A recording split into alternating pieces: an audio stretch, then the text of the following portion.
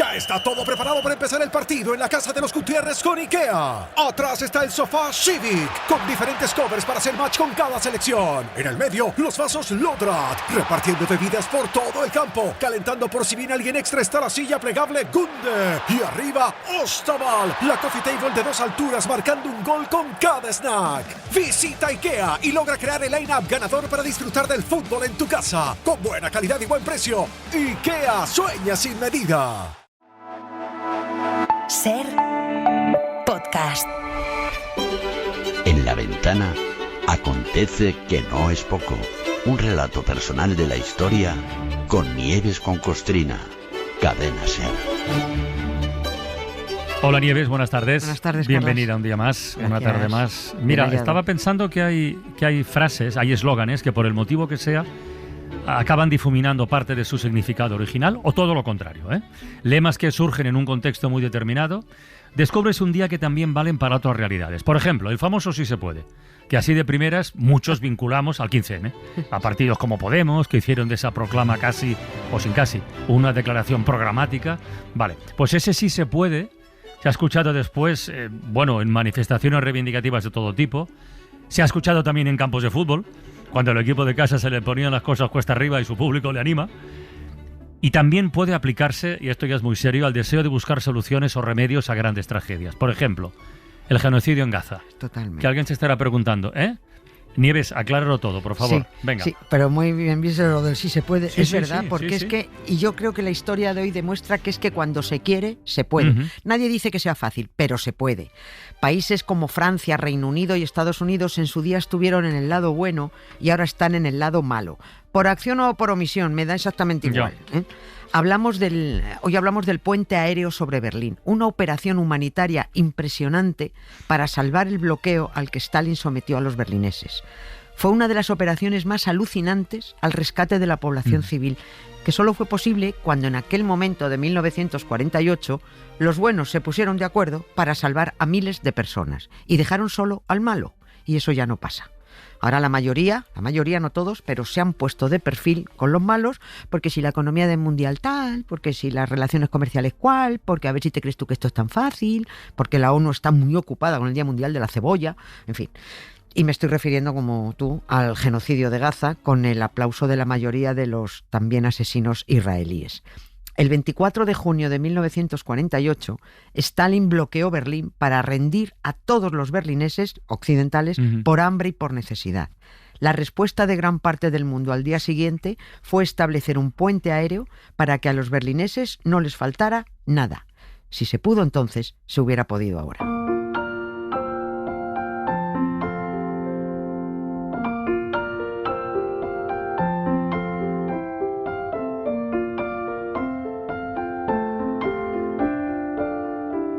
Oye, pues vamos al principio, ¿no? Para saber por qué Stalin decidió bloquear Berlín. Bueno, ¿y cómo se respondió ante ese bloqueo? Que es lo importante. Vamos a poner los antecedentes para saber lo que ocurrió. Todavía en plena Guerra Mundial, en 1943, pero cuando ya se sabía que Alemania iba a perder, hubo una importantísima reunión, que se llama la Conferencia de Teherán, mira tú, en Irán, Sí. entre Roosevelt y Stalin, presidentes estadounidense y soviético.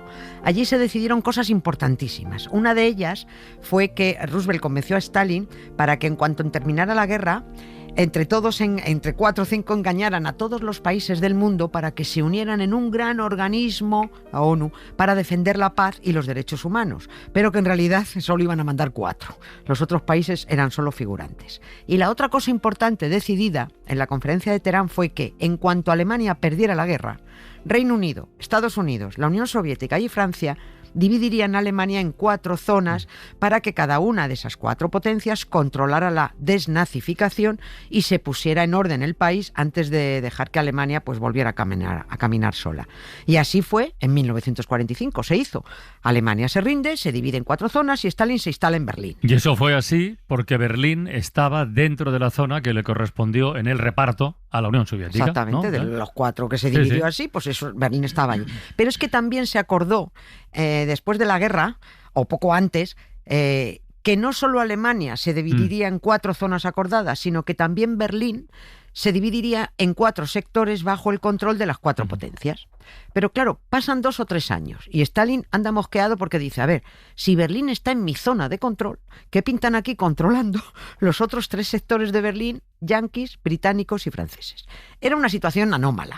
O sea, una parte de Alemania, en la parte occidental, y la otra, en la oriental, bajo órdenes de Stalin. Pero a su vez, Berlín, que estaba en la parte soviética, también tenía un control occidental. Era, bueno, pues un follón. Y los berlineses occidentales estaban con los dedos cruzados para no caer todos bajo control soviético, como ya estaban los de Berlín Oriental. Sí, sí. Ellos, los occidentales, miraban a los aliados pidiéndoles que por favor no les dejaran solos. No os vayáis de Berlín, que hemos salido de Málaga con Hitler y no queremos entrar en Malagón con Stalin. Aquí vuelve a ser muy importante recordar el contexto, porque en aquel año, en 1948, Alemania estaba en su posguerra, sí, pero el mundo había entrado otra vez en situación de guerra. Guerra fría, pero guerra alarmada. Claro, o sea, es que eso... ahí todos mirándose. Sí, ahí estaban todos de reojo. Nadie quería pegar el primer tiro. Ya sabían lo que era una guerra. Sí. Nadie quería liarla otra vez. Esa guerra fría fue solo tensión de glúteos, era culillo apretado y empezaron a echarse un pulso. Las 3 zonas de Alemania que controlaban franceses, británicos y americanos se unifican, ya sabemos, la Alemania federal. Y al unificarse se pone en circulación el nuevo marco alemán. Esto puso a Stalin de los nervios. Primero, porque dificultaba el intercambio comercial dentro de la propia Alemania, entre el oeste y el este, con 2 monedas distintas. Segundo, porque claro, la nueva moneda iba a revitalizar económicamente la zona occidental e iba a perjudicar el antiguo marco de la zona soviética porque cada vez valdría menos. Es decir, se iban a instalar 2 economías paralelas en un único país y Stalin llevaba aquí las de perder. Bueno, ya sabemos que reaccionó a ese ataque económico de las otras 3 fuerzas aliadas, bloqueando Berlín, bueno, bloqueando para que no llegaran suministros a los berlineses occidentales, es una barbaridad. Nada. Lo primero que ordena Stalin es requisar todos los nuevos marcos alemanes que ya estaban circulando. Después bloqueó Berlín por carretera y por tren. Estamos en junio de 1948 y ahí es cuando 100.000 berlineses se echan a la calle con su famoso alcalde a la cabeza, Ernst Reuter, que era socialdemócrata, con el lema «No nos convertiremos en esclavos de un partido». Ya tuvimos bastante con la esclavitud de Hitler. Y claro, Stalin cada vez más calentito y da otro paso. Cierra el tráfico de mercancías por los ríos de la ciudad, que ya sabemos que Berlín tiene ahí un tráfico, está cortado por varios ríos. Bueno, pues el 24 de junio de 1948, Berlín quedó bloqueado por tierra y por agua. No llegaban víveres, ni carbón, ni gasolina, ni medicinas, ni correo, absolutamente nada. Si los berlineses occidentales querían comer o jabón para lavarse o carbón para cocinar, tenían que apuntarse al racionamiento soviético de los berlineses orientales y eso significaría aceptar a Stalin. Y dijeron que no hay. Que nada. Y no se apuntaron, aguantaron. Se aguantan y siguen pidiendo a los aliados que no los abandonen. Y entonces arranca una genial estrategia. Una chifladura que se llamó Operación Víveres, o más popularmente, Puente Aéreo sobre Berlín. La mayor operación de transporte aéreo de la historia. Situémonos sobre el mapa de Alemania. A mí se me ponen los pelos de punta de pensar cómo se organizó esto. Y visualicemos la ciudad de Berlín totalmente aislada, porque está en todo el centro de la zona que controlan los soviéticos. Y con los ríos y las carreteras bloqueadas por Stalin. Solo quedaba el aire para ayudar a los berlineses.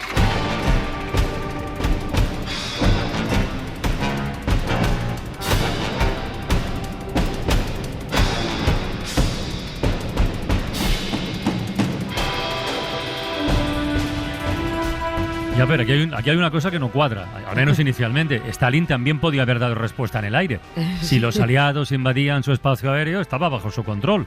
Entonces, cuenta a ver cómo pudieron sobrevolar Berlín esos aviones de la Operación Víveres. Claro, porque sobre Berlín había 3 pasillos aéreos muy estrechos que podían utilizar los aliados para entrar en los 3 aeropuertos de las 3 zonas de Berlín, controladas por los aliados. Berlín tenía 4 aeropuertos pequeños. Seguramente muchos oyentes han llegado a aterrizar en alguno de ellos. Yo he estado en uno de ellos que llegas y dices, qué chiquitillo es esto, claro, porque era uno de aquellos aeropuertos. Esos 3 pasillos aéreos, Stalin tenía que respetarlos, no le quedaba más remedio. Y esos 3 pasillos eran la única comunicación de 2 millones de berlineses con el mundo libre. Como Stalin no podía intervenir en los 3 aeropuertos del Berlín occidental, se diseñó una táctica alucinante para la que los berlineses se remangaron, porque la que se venía encima era muy gorda. Arreglaron y ampliaron las pistas de los 3 aeropuertos. Y mientras, los aliados reunieron el mayor número posible de aviones, hasta de pasajeros, quitándoles los asientos para convertirlos en aviones de carga. Se contactó con todos los pilotos europeos y americanos disponibles y con todas las tripulaciones dispuestas a ayudar. Los suministros llegados de todas partes se reunieron en 9 bases de Alemania Occidental. Y en esas 9 bases se cargaban los aviones hasta arriba de todo. Todo es todo. Hasta chuches para los niños. Esos aviones partían de las bases, entraban en Berlín por los 3 pasillos aéreos, aterrizaban en sus 3 aeropuertos, descargaban y volvían a por más. Y todo eso en las narices de Stalin, que decía, o sea, podrán ayudar a unos cuantos miles, pero no a 2 millones de berlineses. Y sí, se pudo, porque cuando se quiere, se puede.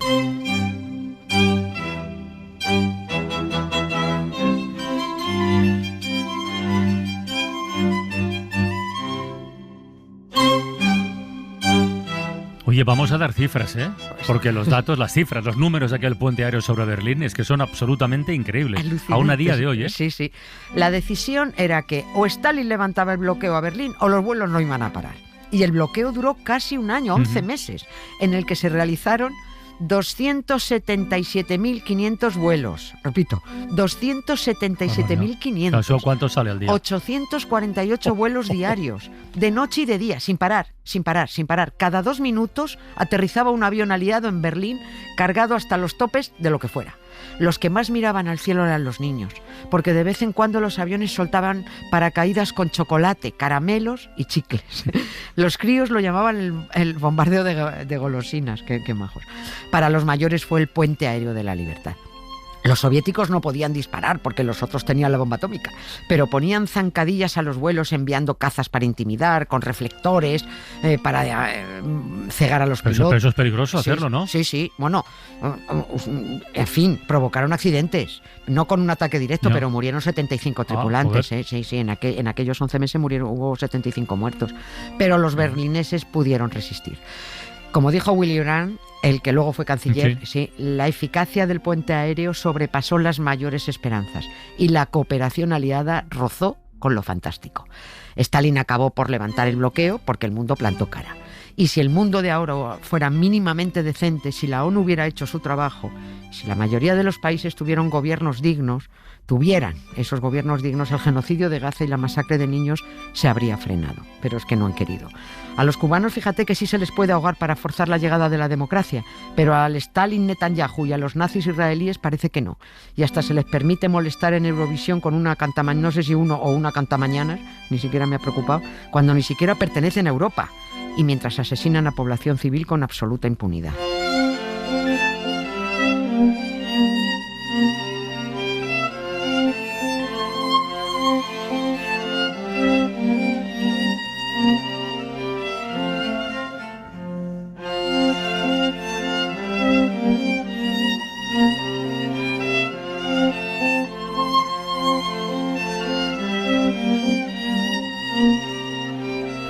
Entonces quedamos que cuando se quiere se puede. Sí. ¿Sí?